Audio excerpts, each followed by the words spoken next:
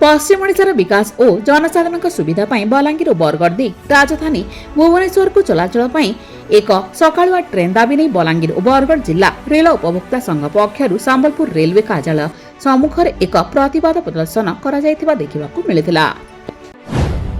Sambalpur rail मंडल प्रबंधक कार्यालय ठारे मंडल रेल व्यवहारकारी परामर्शदाता कमिटी बैठक अनुष्ठित हो जायछि। एही बैठक रे रेल व्यवहारकारी परामर्शदाता कमिटी सदस्यों परामर्श को नहीं आलोचना करा जायथिला।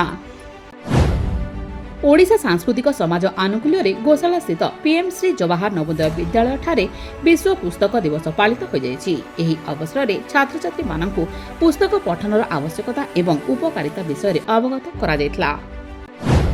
बेंगाली निर्वाचन मंडली अंतर्गत भालुपाली अंचल एक घरोई हॉस्पिटल रे रक्तदान शिविर अनुष्ठित हो जायछि। एही अवसर रे अनेक स्वेच्छासेवी संगठन मानकु सम्मानित कराଯାଇଥିଲା।